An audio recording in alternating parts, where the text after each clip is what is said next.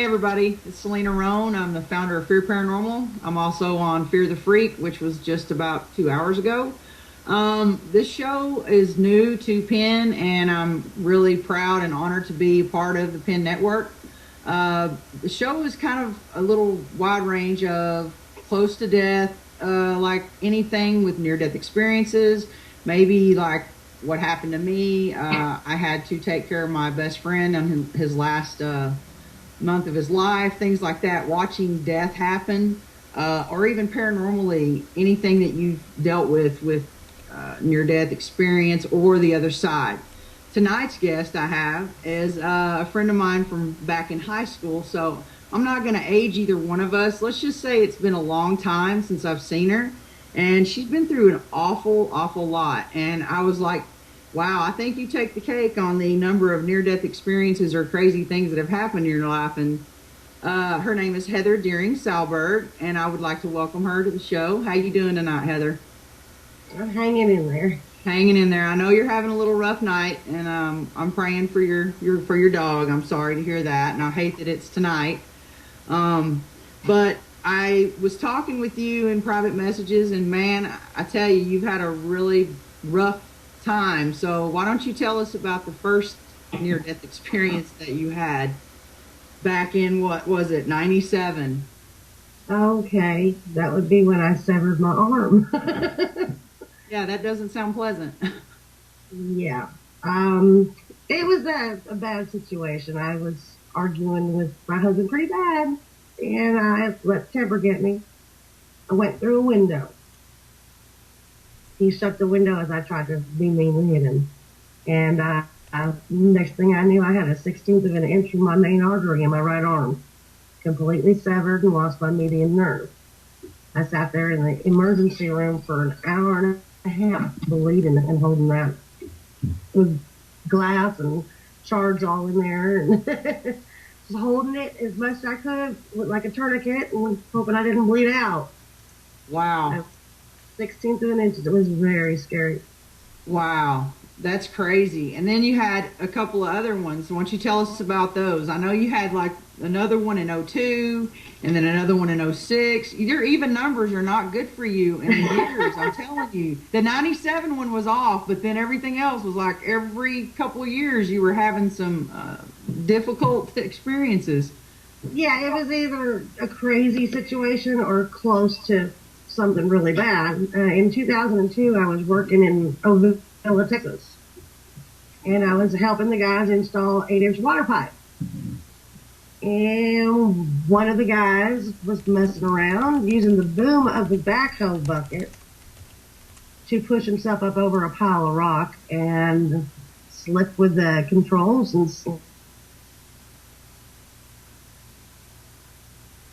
Uh-oh. See if it comes back. We might not have lost her. Maybe we did. Right-ro. Well, to finish that, I think we might have lost her. I don't know. Yeah, she's in Oregon, so yeah, we'll get her back. But anyway, I believe the story goes that she was hit in the back with the backhoe boom. This girl has had a rough time of it since I think we went to school together like 20 some odd years ago. We'll get her back here on the line here in a minute.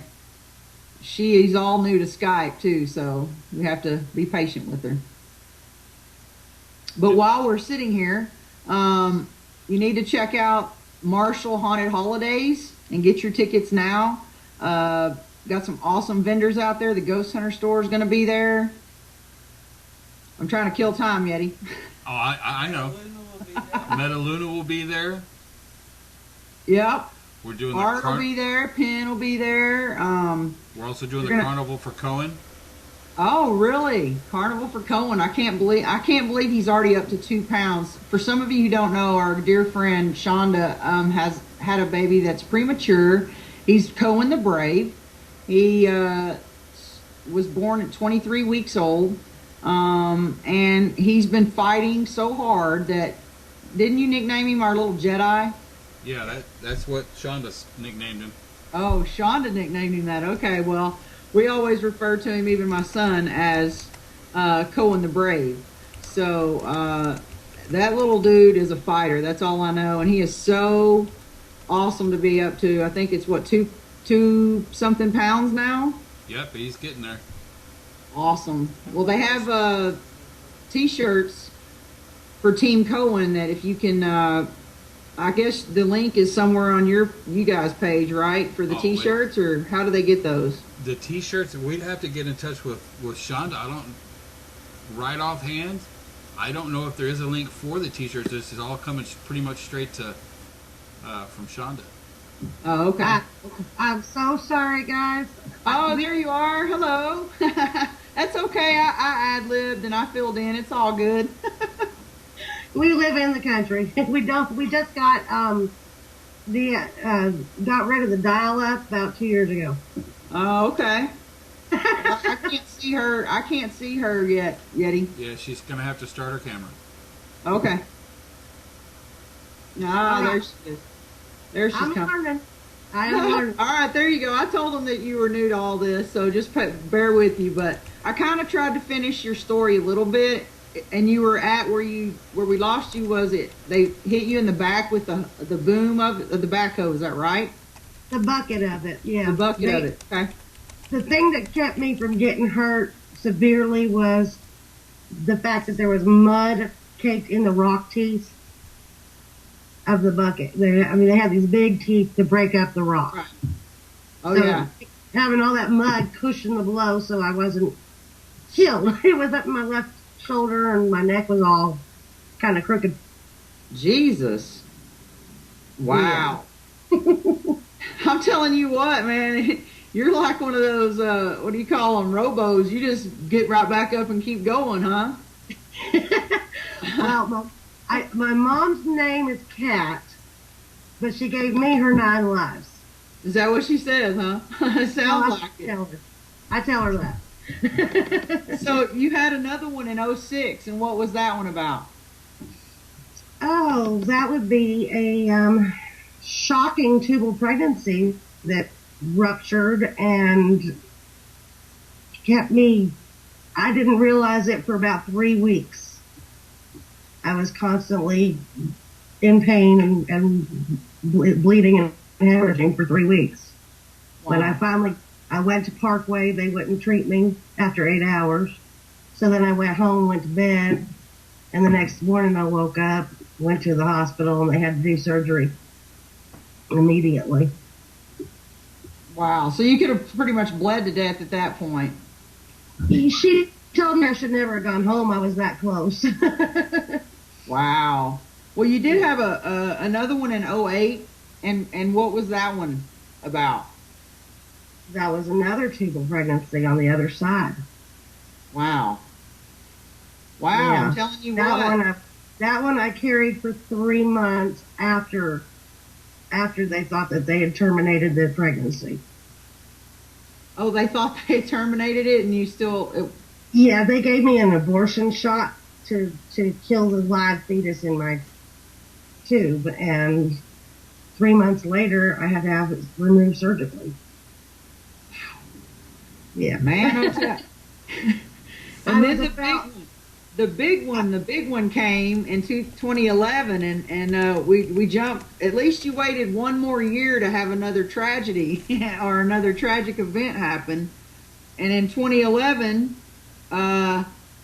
what happened at a barbecue that you were trying to have? Oh, in 2008 was my car accident also. Oh, yeah, 2000. Oh, you had 2 things in 2008. My bad. Go ahead and tell us about that one. We moved into this house, and not 2 weeks later, we were blocked down the road coming home, and a man was in my lane on a sharp 15-mile-an-hour curve. I was on the inside. I saw him, so I stopped as far over in the ditch as I could.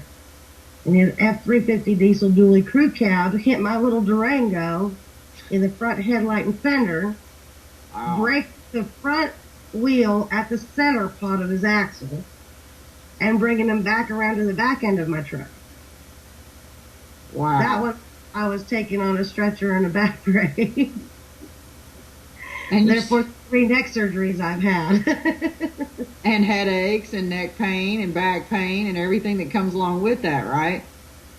Between the backhoe and the car accident, I have spinal from damage from C1 all the way down to S1, which is from the top all the way to the bottom.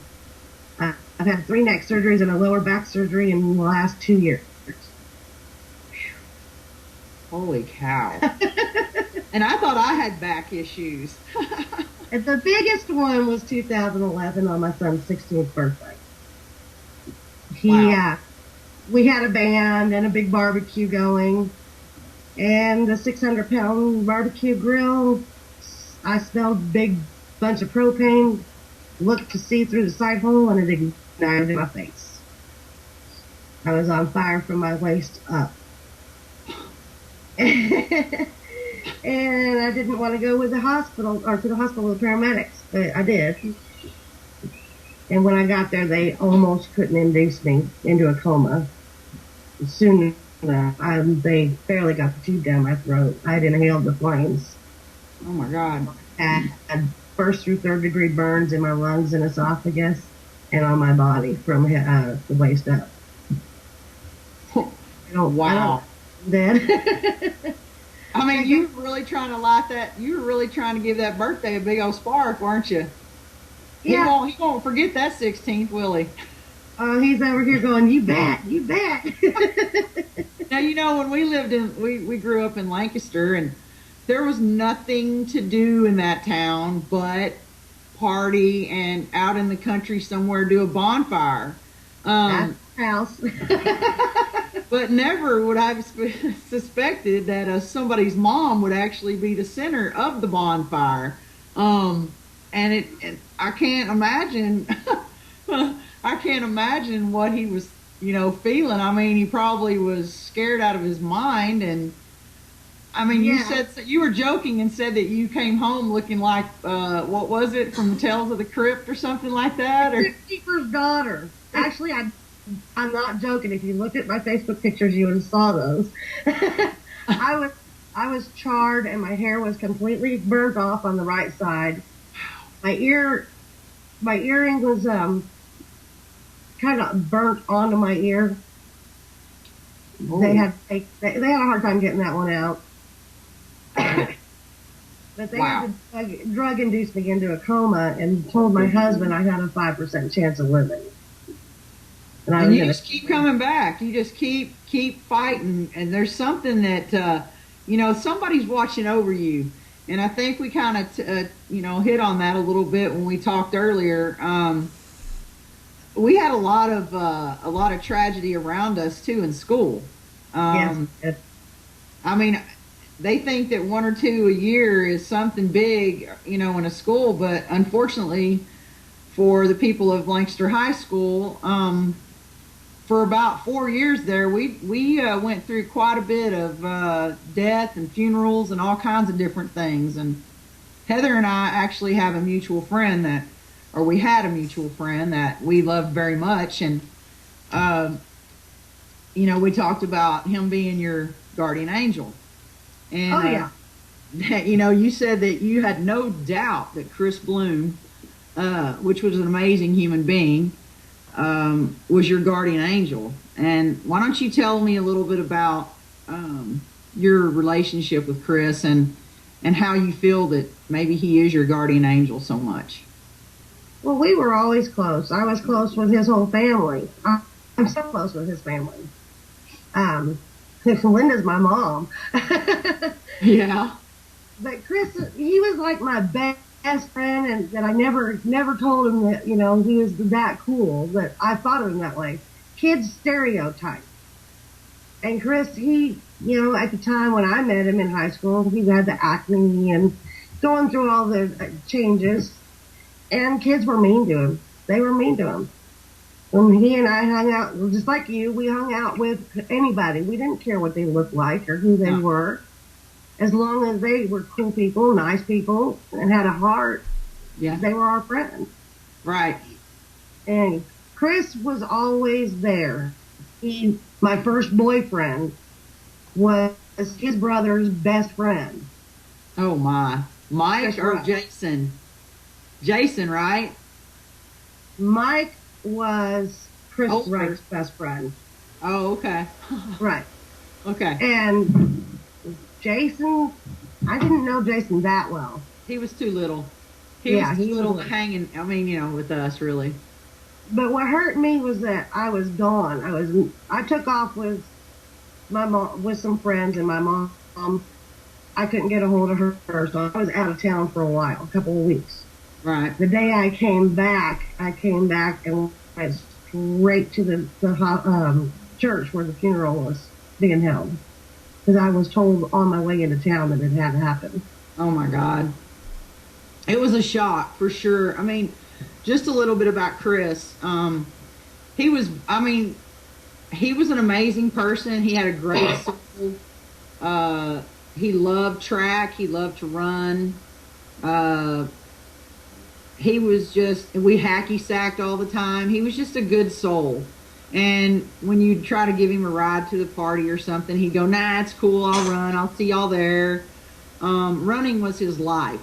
And that was his escape. That was his, complete release from all that was troubling him, which really a whole lot didn't get to Chris. He was more of that roll off your back type guy and it'll all be okay. It'll all work out.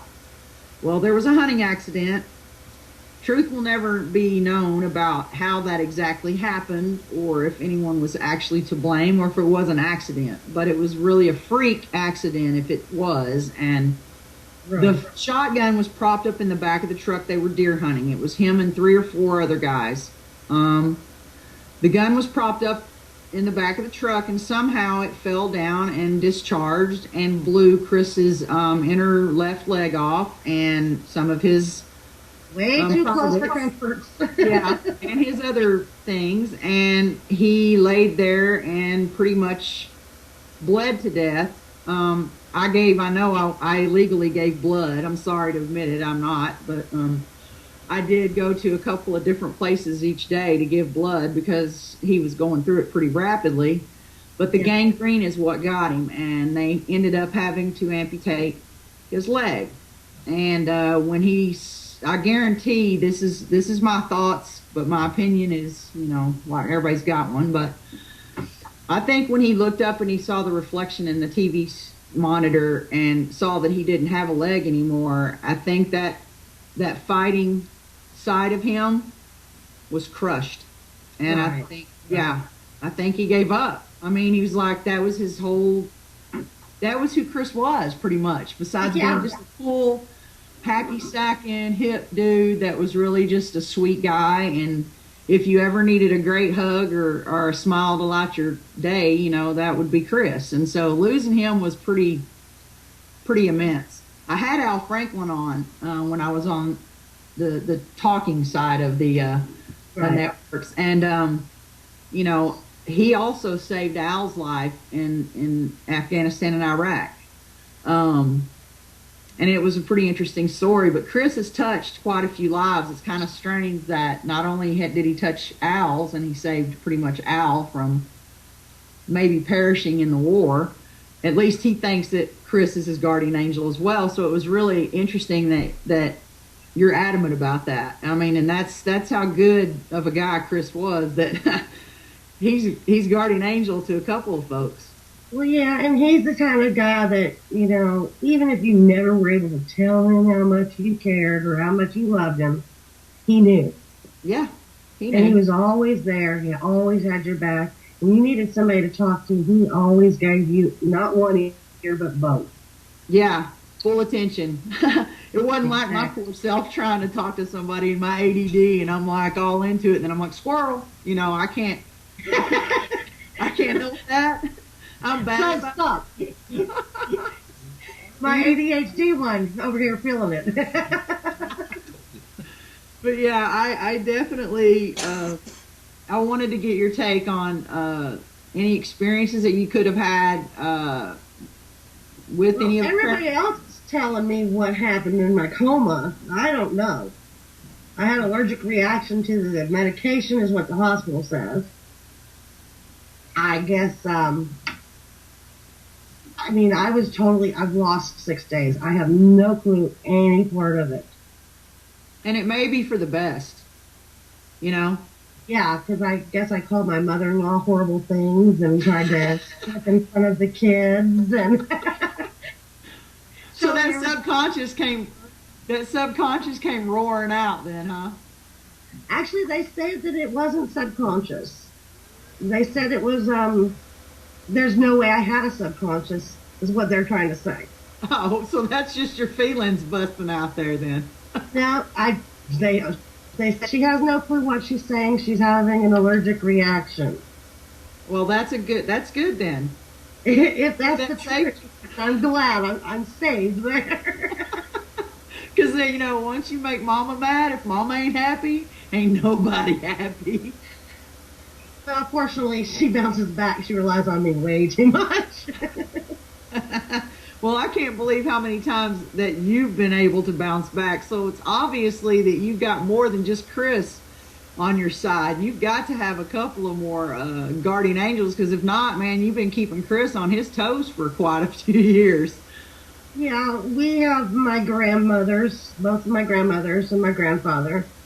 But I also firmly believe in another young man that we lost a few years ago. He was, my husband went to school with his dad up here, and he was really, really awesome with everybody up here. And he's another bonfire king. So Oh no. he tends the bonfire in the sky for all of us here in Douglas County, Oregon. He's Woody was an awesome kid, and so I think he looked for all of us too. Yeah, it's you know, I totally believe in guardian angels, because back in the day, I don't know if you heard about the wreck that me and John Alva and Richard Womack had. You were probably already gone. Did. I don't know. No, I heard about John Alva having a wreck with you. Yeah, it was bad. We hit a parked taxi cab doing about 65 miles an hour with no seatbelts on. And John almost died. Oh, You okay? I was just informed that my dog just passed away. Oh, no. Would you like me to... I'm going to let you go, okay? That's my other guardian angel. I'm going to go ahead and cut you loose, okay? Because I know that you need to go deal with that, and I'm so sorry. I'm so sorry to cut you guys. I'm really Not a sorry. problem. My prayers are with you, girl, and I'm sorry this happened, and we'll have to reschedule you, okay? You go ahead and deal with that. Well, all my love to you, and thank you for having me. You're We'll welcome. talk again soon. Go take care of that. All right. I'm sorry. Thanks. Sorry to cut you short, Eric. No problem. I'll talk to you soon. All right, Eric, that's cool. I really feel horrible for her. Heather, our prayers are with you.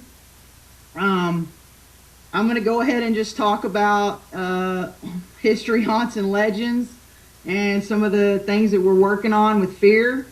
Sorry that the guest had to take care of that, but I completely understand. And like I said, I can't imagine trying to finish a show with with someone that's distraught like that. So anyway, November 2nd, I am a affiliate of the Ghost Hunter store, and we have a booth at History, Haunts, and Legends in Jefferson.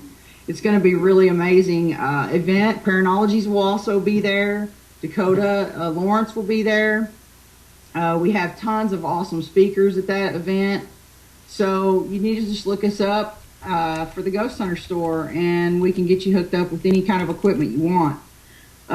We also have Marshall, which is Haunted Holidays, which is going to be on November 9th.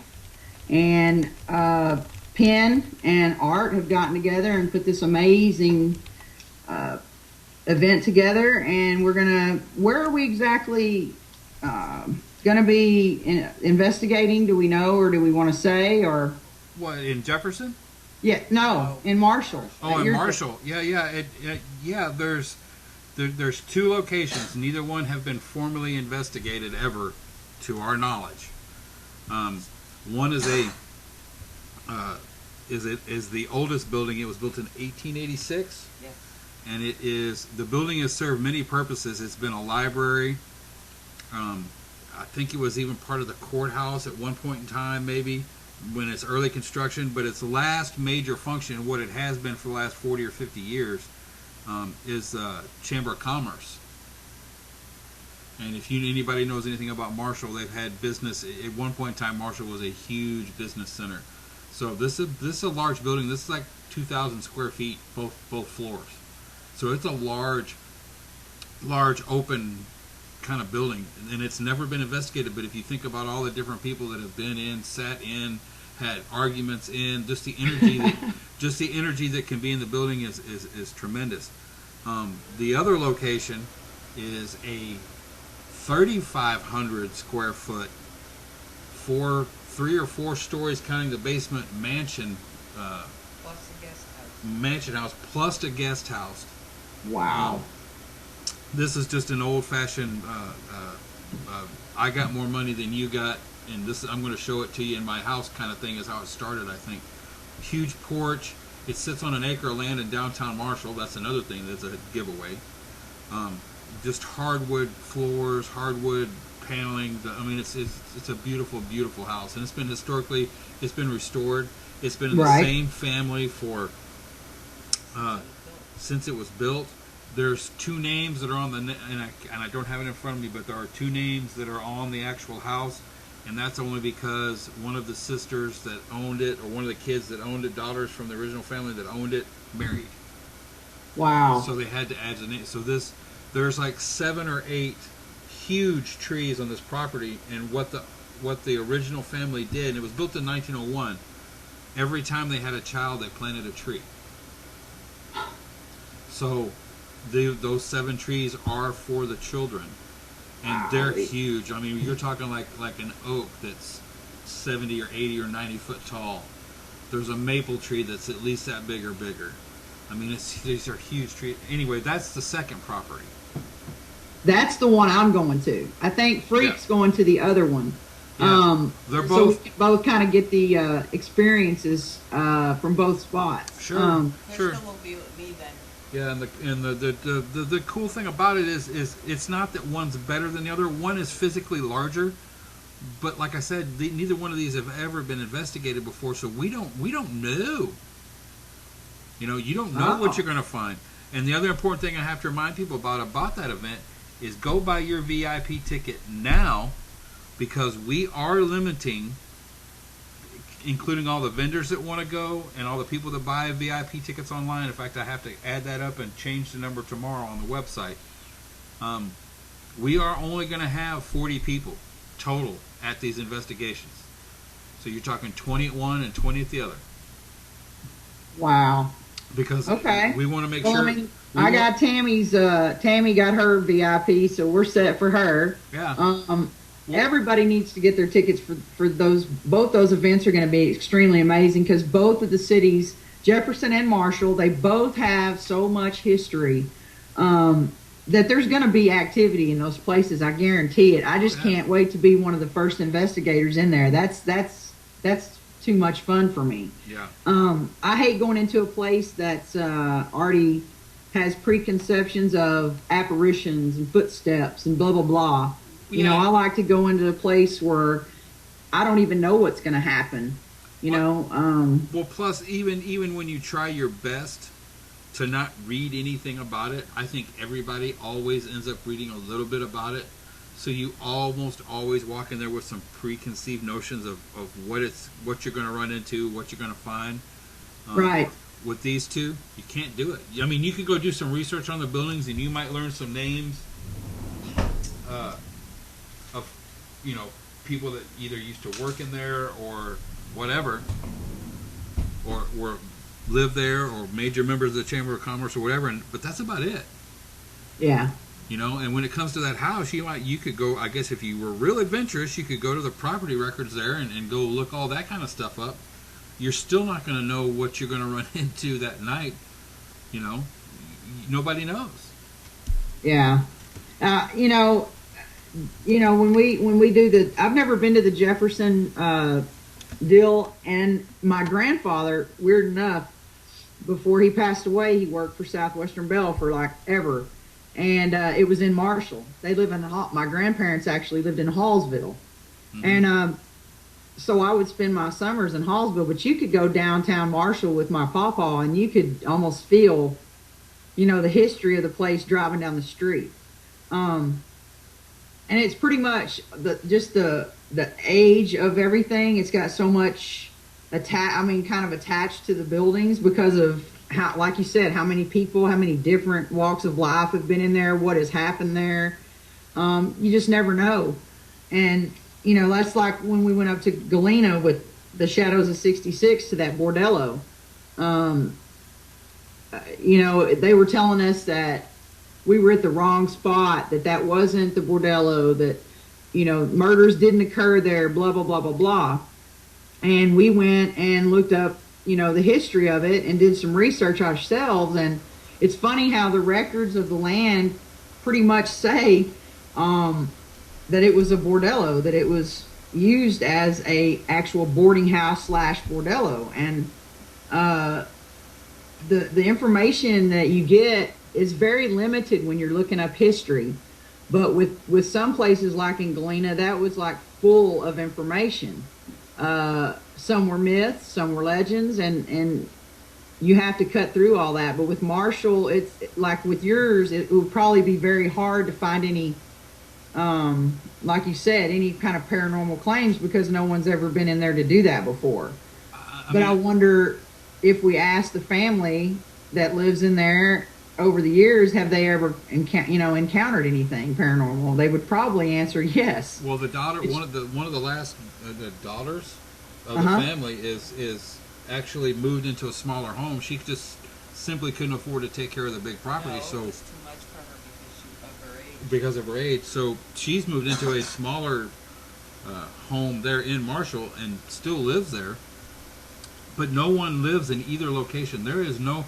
You're not going to have to worry about desks at the chamber. It's an empty building. The same thing with this house. It's an empty building. Oh, that's awesome. So we don't have, excites me.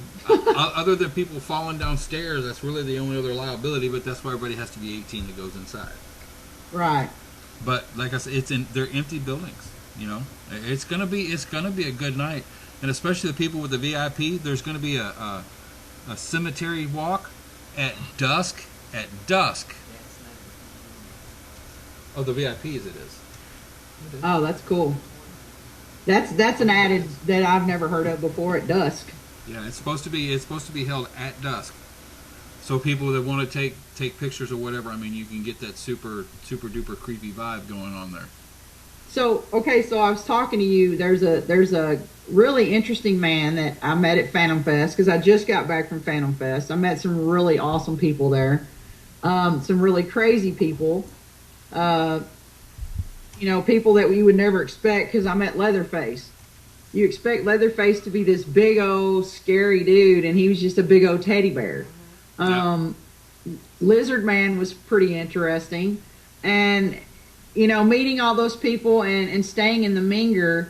You've heard reports about the Minger and the reported activities. Well, while I was there, I had a couple of experiences of my own, which pretty much shocked me. Because I always have it happen to my friend next to me, but I don't ever get the heavy feeling in my chest and like somebody sitting on my shoulders, and then I was freezing to death, and it wouldn't get off me. I had that experience at Phantom Fest, and then they had an investigation at the the Institute of Texan Cultures or whatever that UT Austin pretty much runs. I was there and blessed enough to be there anyway, because that place is amazing. But we had full run of the place, and I got to investigate with my dear friend Chip Coffey and Deborah Wilson from Mad TV. That there was a sharecropper's cabin there on display, that they actually is an actual sharecropper's cabin that they brought in to the museum. And so Deborah sat on that porch and she started singing Amazing Grace, and I didn't even know where. Me and Chip and his assistant Greta were off looking at something else, I think St. Michael's or something in the Catholic area. and we heard Amazing Grace, and it was just the sweetest. I didn't even know she could sing. I just knew she was crazy fun and very energetic, but I had no idea she had pipes like that. Right. And when she started singing Amazing Grace and Chip got the name of the sharecropper or the slave, I guess would be more like it. And when she started singing, things just started going crazy. Brad and one other person witnessed a full-bodied apparition walk in the back of the sharecropper's cabin and up the stairs and then disappeared. Flashlights, periscopes, everything going crazy. And I was just mesmerized by Deborah's investigative skills. I didn't even know that she, really got into that, but the woman has so much energy and it's so high and she's such a good soul. It was just drawing stuff to her. That was a pretty amazing investigation. I wish it would have lasted longer.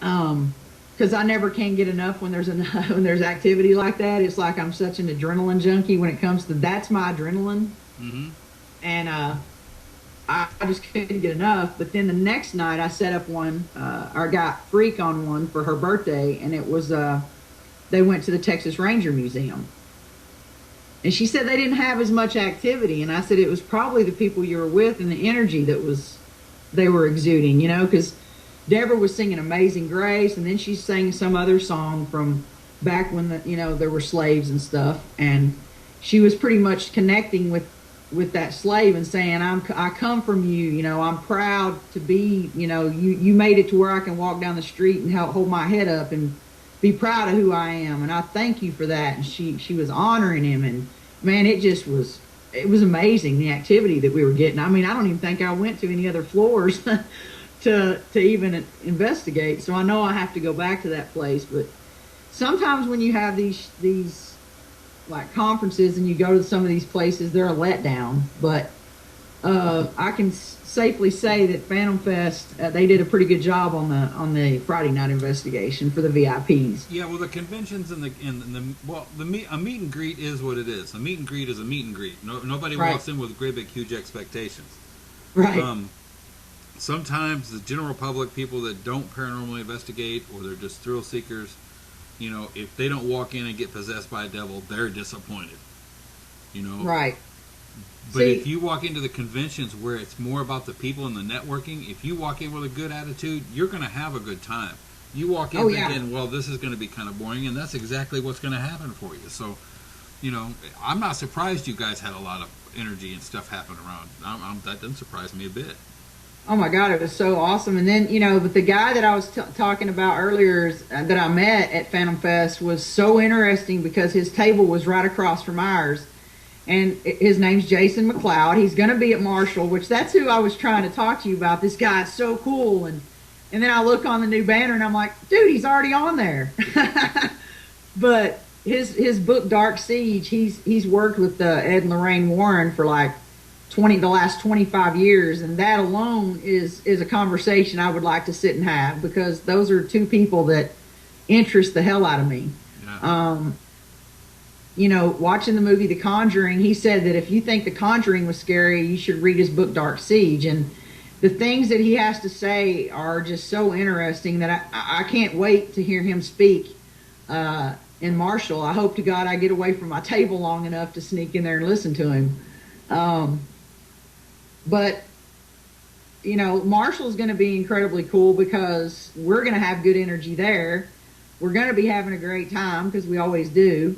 And being somewhere new, it just pumps me up. So I'll be like on a major high just when I get ready to go investigate. The city of Marshall, the Arts Center specifically, they've made some improvements from, if you were there last year, they've made some serious improvements as far as, we heard last year, because it's in an old warehouse, so it has those big square multiple pane windows.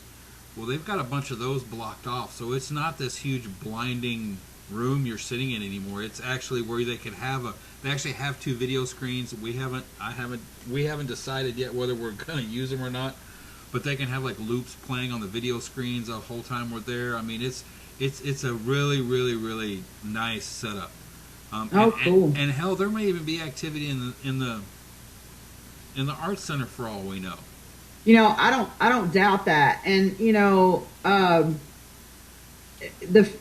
Minger, that was the weirdest feeling. That is the coolest hotel from back in that era that they have kept pretty much everything original. Mm-hmm. And I've always believed in reincarnation, or coming back again and again or whatever. And when I walked in that place, I've always from a little kid on had prophetic dreams, and then like they would happen, and it would almost be, sometimes they were just as mild as like a deja vu type thing, and others would be very bad, like a tragedy that I couldn't actually pinpoint when it was going to happen. But with that at the Minger, I walked in that place and the music playing and everything, it was almost like, man, I know I have never in my this life been here before, but it felt like I had been there before. It was just almost a creepy feeling. But then again, it felt like I was home. The music was like the 30s, and everything was like so entirely pristine and kept so in that era that it felt like you almost stepped back into time. Yeah. And of course that was way before my time, but maybe it wasn't. I always keep that option open, but I'm looking extremely forward to testing out the waters at that mansion for sure. And I'm sure there's a whole bunch of, how family secrets are. What is that show, Behind Mansion Walls? Oh yeah. Well, and like my darling wife just mentioned in the chat room, we're going to have Mary Gasparo there from Pennsylvania. Mary's an animal communicator, so there's going to be people that are going to be able to talk to her and get answers to why their animals are acting the way they do, or think that's something that nobody else has been able to offer to people. And we're also going to have Geraldine Sutton Stiff, who's the author of Alien Legacy, and her family was actually involved in the Kelly Hopkinsville encounter.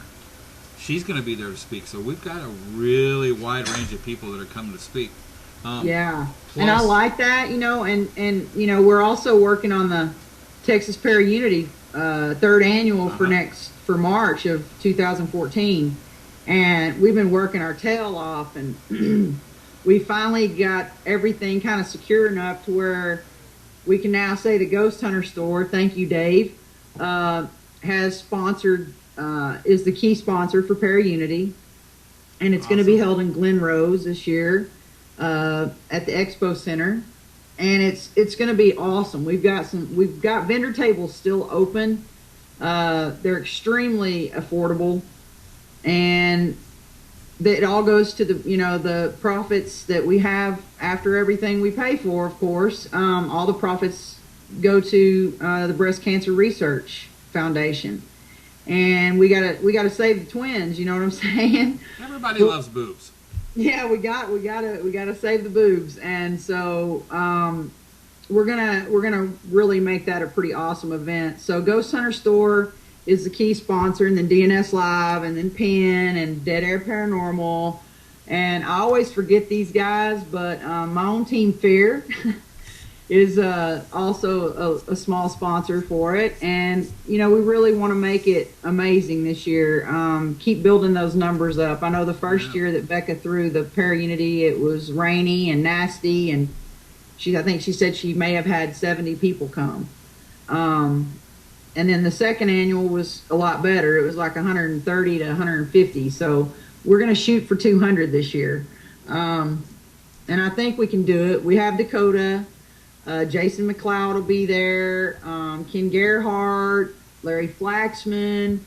There's just so many that are going to be extremely interesting to hear. Because I was at Phantom Fest, but I was so bippity-boppity all over the place with my ADD and meeting all these cool people. I met Wednesday from family, Adam's family and Cousin It, and I was just kind of starstruck a little bit, and I was just bebopping. But I want to hear Ken Gerhardt, and I want to hear the guys that I missed.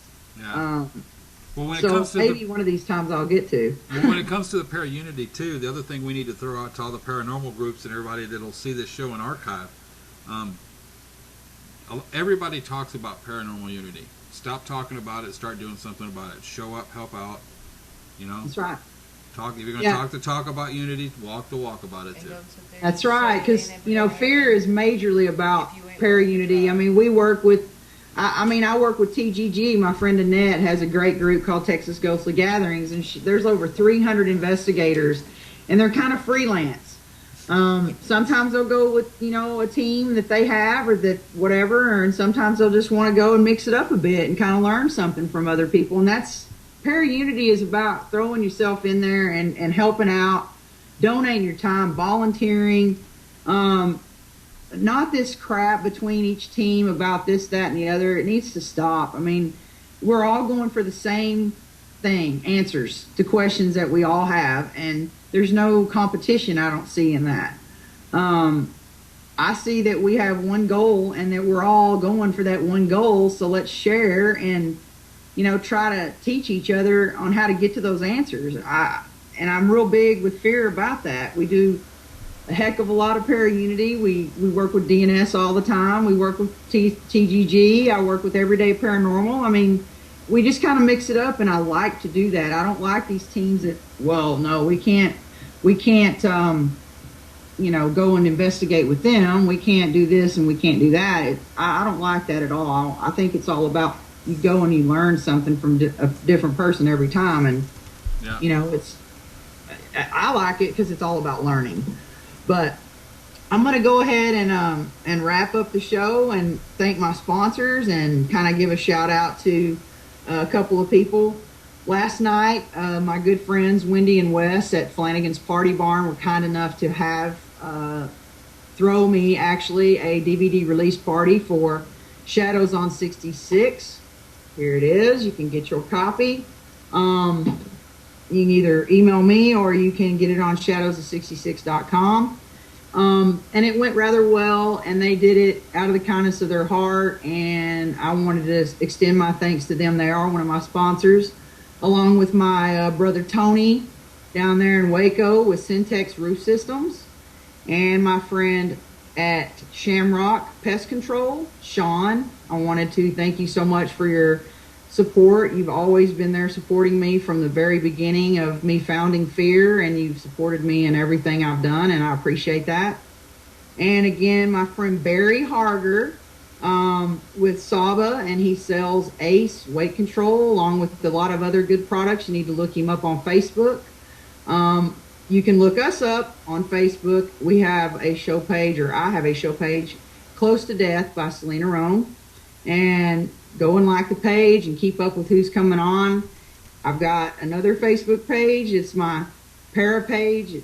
Just look it up. It's Para Bud. Like that page. Check it out. We've got a lot of things going on.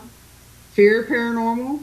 And you can also, like I said, get your copy of Shadows on 66. It's me, Chip Coffee, Brad and Barry Kling. So if you can, as Chip always says, try to wrap your head around Chip Coffee, me, and the Kling brothers all in a hoe house.